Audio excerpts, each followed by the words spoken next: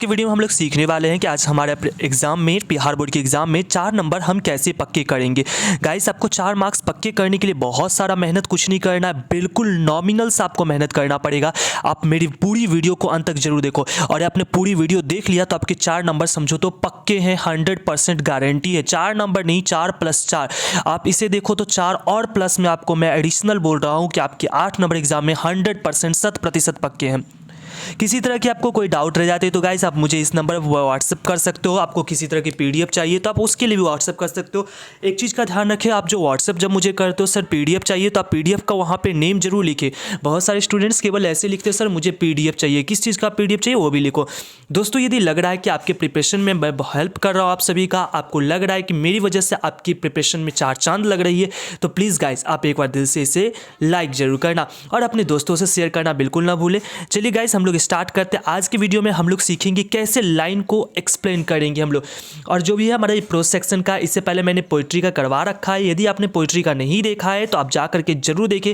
आपको इसी वीडियो में नीचे डिस्क्रिप्शन बॉक्स में मैंने लिंक लगा रखा है, आपको वहाँ पे सब कुछ मिल जाएगी। जब भी आपका कोई एक्सप्लेनेशन का लाइन आए तो सबसे पहले चीज़ ये देखो कि आखिर वो लाइन कहाँ से ली गई है, आपके लेसन कौन से ली गई है। तो आप इसको ध्यान से पढ़ो। The ways of managing child birth in traditional societies are many and varied. यहाँ पे आपको दिख रहा है चाइल्ड बर्थ। चाइल्ड बर्थ जैसे ही दिख गया ये शब्द तो हम सभी को समझ में आ जाना चाहिए कि child birth means it means a child is born, it means Germaine Greer. तो हम स्टार्ट करेंगे कैसे। कोई भी लाइन आपको जब मिले ना तो आप सबसे पहले यही लाइन लिखने स्टार्ट करो। This line has been taken from, ये चाइल्ड इज बॉर्न क्या है, एक एस्से है। An essay a child is born, ये लाइन जो ली गई है वो एक एस्से से ली गई है जिसका नाम है a child is born, which is written by, जो लिखी गई किनके द्वारा लिखी गई, जर्मनी ग्रीड के द्वारा, who is also known as feminist writer, जिन्हें जर्मनी ग्रीड को एक फेमिनिस्ट राइटर, महिला विद लेखिका भी कहा जाता है। सी बिलोंग्स फ्रॉम ऑस्ट्रेलिया, और ये कहाँ से बिलोंग करती है, ऑस्ट्रेलिया से करती है। आप किसी भी लेखक के बारे में तो इतनी बातें जरूर जानते होगे ना। देखो, ये आपके एग्जाम में इतनी बातें लिखने की आवश्यकता नहीं है, लेकिन मैं क्यों लिख रहा हूँ, क्योंकि मैं इतनी बातें आपको बता रहा हूं तो आपको इसमें से 2 लाइन तो एटलीस्ट याद रह सकते हैं ना, आपको कुछ तो याद रहेंगे ना, इसीलिए मैं इतनी बातें लिख रहा हूं। आगे चलते हैं। इस लाइन को अब आपको अपने शब्दों में एक्सप्लेन करना है। The writer says that in the traditional society child birth is managed in many and varied ways. लेखिका कहती है कि ट्रेडिशनल सोसाइटी में जो चाइल्ड बर्थ था, बच्चों का जो जन्म था, is managed and in many varied ways, बहुत अलग अलग तरीक़ों से उसका मैनेज किया जाता था, बहुत अलग अलग तरीक़ों से उसकी लोग देख रेख करते थे। The pregnant women have to follow various rituals and prohibitions, जो प्रेग्नेंट महिलाएं होती थी उन सबको फॉलो करना पड़ता था, मानना पड़ता था। अलग अलग रीति रिवाज और बहुत ऐसी चीज़ें होती थी जो उसे मनाही रहती थी ना करने की, बहुत ऐसी चीज़ें रहती थी जो उसे करने से इनकार किया जाता था। The women are taking care when they deliver child, उस महिला का बहुत ध्यान रखा जाता था जब वो एक बच्चे को जन्म देने वाली होती थी। The other women are always there to help them, और भी दूसरी महिलाएं रहती थी उन सब की मदद के लिए। हमेशा उन्हें लगता था जैसे वो कभी अकेले नहीं समझती थी, इस तरह से उनके चारों तरफ लोग ही लोग लगे रहते थे। The traditional societies are very helpful for these women, इस प्रकार हम कह सकते हैं कि जो ट्रेडिशनल सोसाइटी थी, जो पुरानी जो सोसाइटी थी, जो हमारी पुरानी जो समाज थी, वह इन प्रकार की महिलाओं के लिए, फेमिनिस्ट फीमेल के लिए काफ़ी ज़्यादा, प्रेग्नेंट महिलाओं के लिए काफ़ी ज़्यादा हेल्पफुल थी। चलिए हम लोग आते हैं क्वेश्चन नंबर, एक्सप्लेनेशन नंबर 2 पे। आपके देखना गाइस, ऐसा नहीं कि आपके क्वेश्चन यही आ जाएंगे। आपको अगर इस लेसन से कोई भी, जितना मैं आपके पास लेसन दे रहा हूँ ना, इसी में से कोई ना कोई लेसन का आना है, 2-3 लेसन आपको मिल जाएंगे।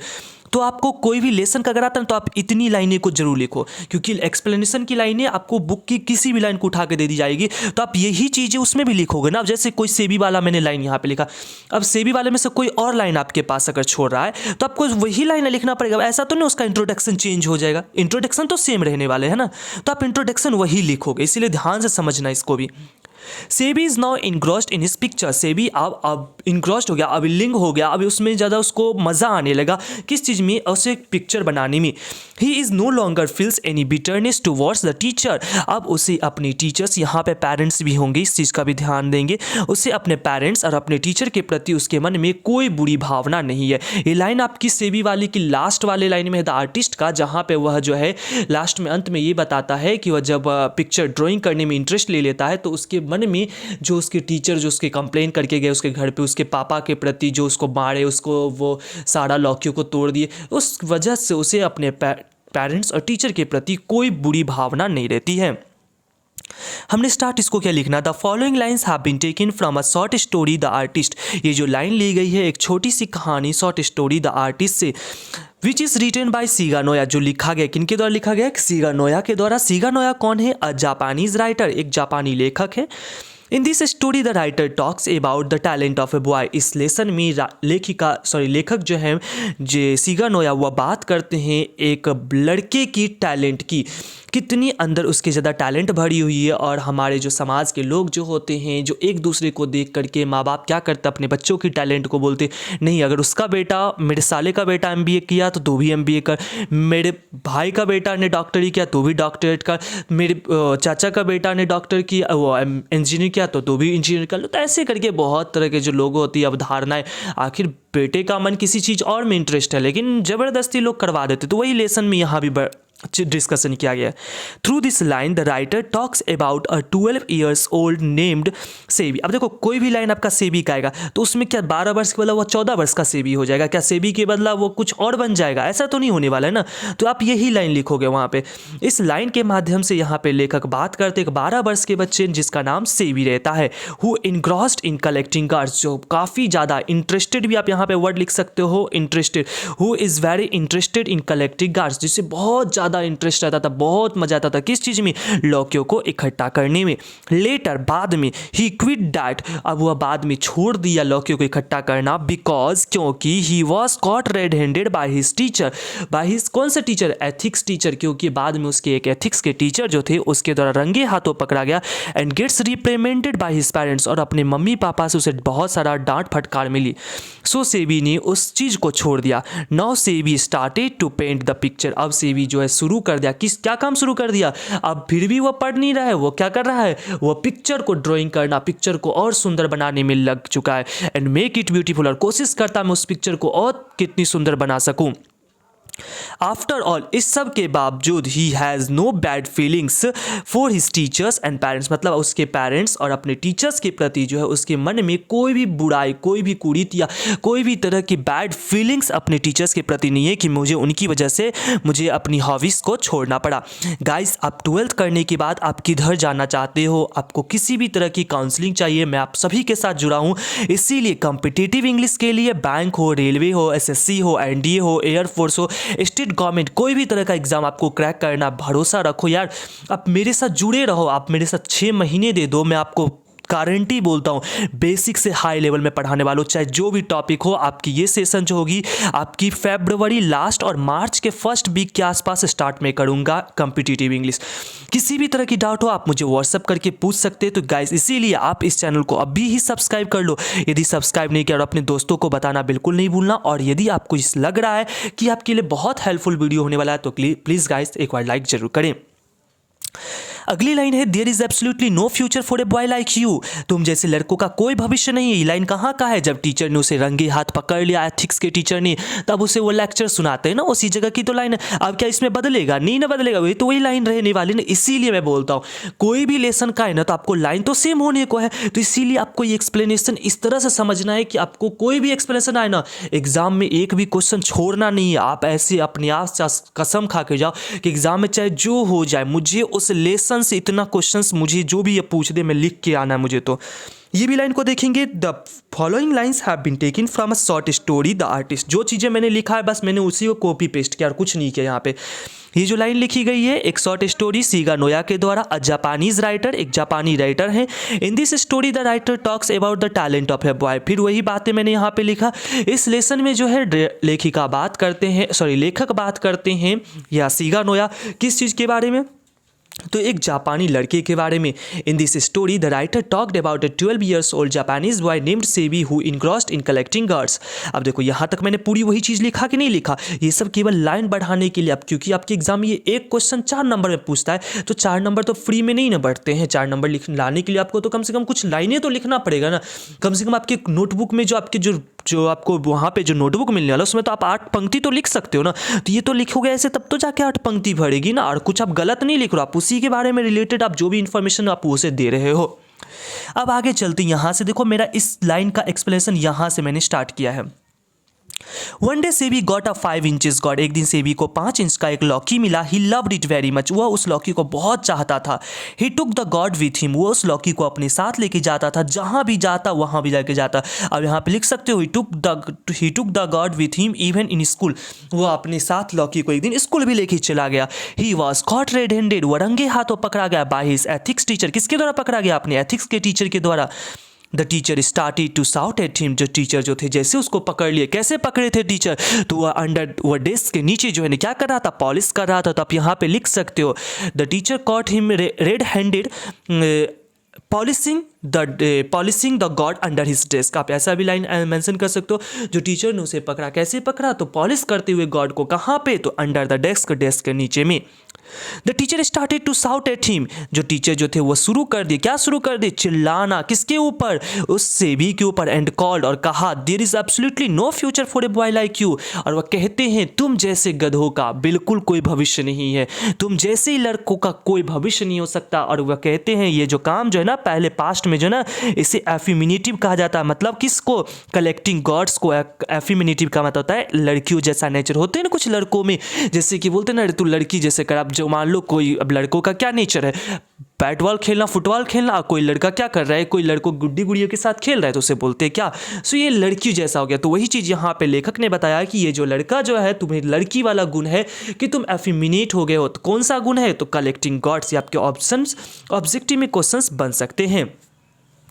अगली लाइन को ध्यान से समझेंगे। I call the dhobi and uncle gave him the coat and take him outside, मैंने धोबी को बुलाया और अंकल मेरे मामा जी जो हैं उसको दिए, क्या दिए? उसको कोट दिए। एंड टेक हिम आउटसाइड, और उसे अपने साथ लेके बाहर चले गए। कहाँ का है? A pinch of snuff, Manohar मलगांवकर।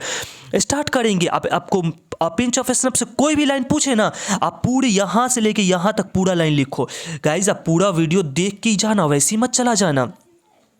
This line has been taken from a short story a pinch of snuff, ये जो लाइन लिया गया एक छोटी सी कहानी अ पिंच ऑफ स्नफ से, which is written by Manohar Malgaonkar, जो लिखी गई है मनोहर मलगांवकर के द्वारा।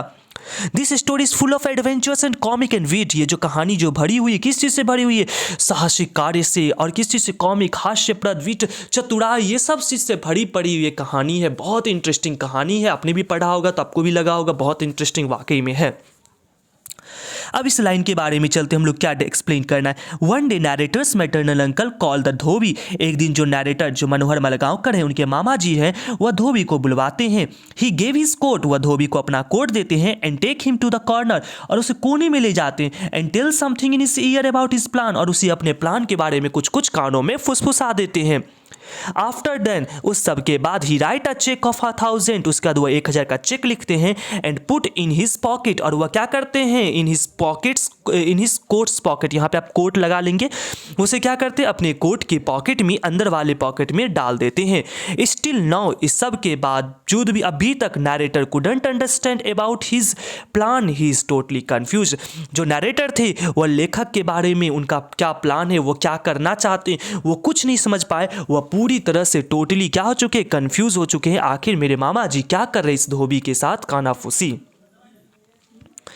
अगली एक्सप्लेनेशन की लाइन समझेंगे हम लोग। The whole Bharat is my home and its people are my family, यह सब पूरे भारत जो है मेरा घर है और इसके जो लोग हैं मेरे परिवार हैं। अब जैसे आपने लाइन को पढ़ा तो आपके दिमाग में तो जरूर गूंज गई होगी, कौन सा लेसन है? लेसन 2। कहाँ का? डॉक्टर जाकिर हुसैन। कौन सा लेसन लिखे?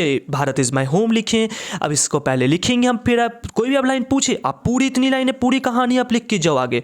क्या है लाइन को देखते हैं। This line is taken from a speech, ये लाइन लिया गया एक भाषण से। Bharat is my home which is given by doctor Zakir Hussain, जो दिया गया है, लिखा गया है डॉक्टर जाकिर हुसैन के द्वारा। ही डिलीवर्स दिस स्पीच, इन्होंने जो डॉक्टर जाकिर हुसैन ने यह भाषण दिया, कब दिया? आफ्टर के बाद, becoming the president of India, Bharat के राष्ट्रपति बनने के बाद।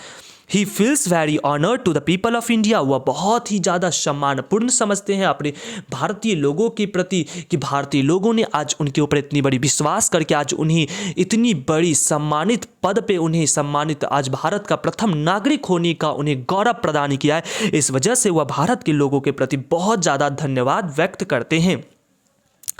आगे इस लाइन को एक्सप्लेन करते हैं। When he takes oath as the president of India in 1967, जब 1967 में जो है इन्होंने शपथ लिया एक प्रेसिडेंट के रूप में, he says that in his speech, उन्होंने अपने भाषण में कहा that he is very grateful to the people of India, कि वह भारत के लोगों के प्रति बहुत ही कृतज्ञ हैं कि आज भारत के लोग ने उनके ऊपर भरोसा किया, विश्वास किया, और उस भरोसे को ये कहते हैं मैं कभी टूटने नहीं दूंगा। Who gave him prestigious place, जो जिन्होंने आज भारत के लोग ने जो आज इतनी सम्मानपूर्ण इन्हें जगह दिया, एंड द ऑनर, और वह सम्मान दिया, और फर्स्ट पर्सन ऑफ इंडिया, प्रथम नागरिक होने का, इंडिया के प्रथम नागरिक होने का जो सम्मान दिया है, मैं उस सम्मान को कभी टूटने नहीं दूंगा। ही सेड दैट, वह कहते हैं whole Bharat is my home, पूरा भारत मेरा आज से घर है, and its people are my family, और इसके जो लोग हैं, इस घर में रहने वाले लोग हैं, वह मेरे परिवार के सदस्य हैं, and I am their head of that family, और मैं उन सभी के परिवार का मैं मुखिया हूँ। और ऐसा कह करके जो है वह पूरे भारत के लोगों के प्रति बहुत सारा धन्यवाद वह प्रकट करते हैं। अगली लाइन है जो ये आपके देखेंगे कहाँ का लिया गया है, our mind is a restless bird, the more it gets the more it wants and still remain unsatisfied. हमारा जो दिमाग जो है वह एक रेस्टलेस बर्ड की तरह, एक आराम विहीन चिड़िया की तरह है, जितनी ज़्यादा इसको मिलती उतनी ज़्यादा खोजती, और सबके बावजूद भी अनसेटिस्फाइड रहती है और संतुष्ट ही रहती है। कहाँ से ली गई है? Indian civilisation culture. आप लोग बताएंगे किसने लिखा है? अरे सर ये तो बच्चों वाले आपने प्रश्न पूछ दिया, ये तो भारत इज सॉरी ये तो लिखा गया महात्मा गांधी के द्वारा। अरे चलो ठीक है, मैं तुम सभी युवाओं वाले क्वेश्चन पूछता हूँ, मुझे आप बताओ इनकी लिखी गई बायोग्राफी का नाम क्या है? कमेंट करके जरूर बताना आप सभी लोग। ऑटोबायोग्राफी, बायोग्राफी नहीं। These lines have been taken from an essay, ये लाइन लिखी गई है, कहाँ से लिखी गई है? एक essay से ली गई है। कौन सी essay? Indian civilization and culture, which is written by Mahatma Gandhi, जो किनके द्वारा लिखा गया? महात्मा गांधी के द्वारा। In this present prose Gandhi ji talked about humans want and our civilization. इस ऐसे में जो इन्होंने जो इंडियन सिविलाइजेशन कल्चर लिखा है उसमें गांधी जी बात करते मानव की चाहते और हमारी सभ्यता के बारे में।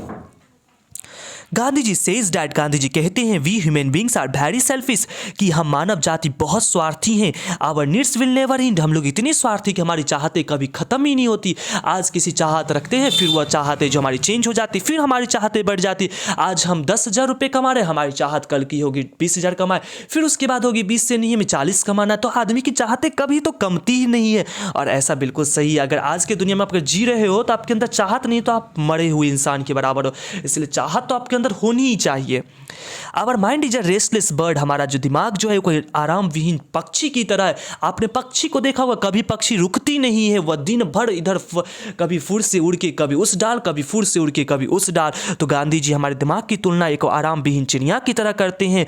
The more it gets the more it wants, उस चिड़िया की तरह जिसको जितना ज़्यादा मिलता उतना ज़्यादा वह चाहत रखता है, एंड स्टिल रिमेन्स अनसेटिस्फाइड, और सबके बावजूद भी वह संतुष्ट रहता है, वह कभी संतुष्ट नहीं होता है। So we must control our mind, इस सब की वजह से हम सबको अपने माइंड को कंट्रोल रखना चाहिए, एंड वांट्स हमारी चाहतों को भी कंट्रोल रखना चाहिए, and try to learn satisfied, और कोशिश करना चाहिए हम सबको सीखने की, किस चीज़ की? संतुष्ट रहने की, with the things which we have, जो चीज़ें जो वस्तुएं हम सबके पास है उसी चीज़ें में संतुष्ट होने की कोशिश करना चाहिए। देखो अभी सर ने बताया कि हमें तो सेल्फिश नहीं, हमें अपनी चाहते बढ़ाना, लेकिन मैं आपको आगे फिर से ये भी चीज़ें दोहरा देता हूँ कि आप चाहते को इतनी ज़्यादा चरम सीमा पे मत ले जाओ कि आप अपने आप से जो है आपको कभी जो है ये गिल्टी फील होने लगे, आपको दोषी फील होने लगे। आप उस चीज़ को कमाने की, उस चीज़ को अचीव करने की कोशिश करो, उस चीज़ को आप जो है अपनी कमी मानो मत, उस चीज़ को आप सोचो मुझे आप कैसे इस चीज़ को अचीव करना है। चलिए गाइस बढ़ते हम लोग, लास्ट क्वेश्चन आई थिंक ये है आपके पास। लास्ट क्वेश्चन से आने से पहले मैं आपको फिर से बता दूं गाइस, यदि आप लोग भी चाहते हैं कि कैसे आपके 90% आए तो मैं आप सभी के साथ 26 जनवरी को एक वीडियो लेके आ रहा हूं, उसे देखना बिल्कुल ना भूलें, क्योंकि मैं उसमें बताऊंगा आप कैसे क्वेश्चंस को अटेम्प्ट करोगे, और आपको वो वीडियो देखने के बाद आपको सचमुच लगेगा कि आपके पास 90 लाने के 100% चांसेस बनते हैं। गाइस यदि आपने सब्सक्राइब नहीं किया है तो आप अभी से जाके मेरे चैनल को सब्सक्राइब कर लो, क्योंकि ये आपको बहुत सारा वीडियो आपके आने वाले जो है समय में हेल्प करेगी, जो अपकमिंग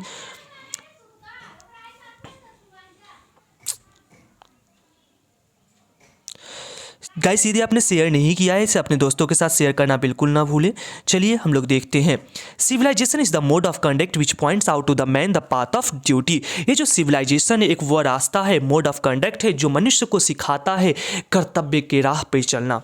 देखते हैं आखिर ये क्या बताता है। फिर वही लाइन है, सिविलाइजेशन लिया गया हमारा कौन सी जगह से? इंडियन सिविलाइजेशन एंड कल्चर से लिया गया है, जो कि लिखा गया महात्मा गांधी के द्वारा।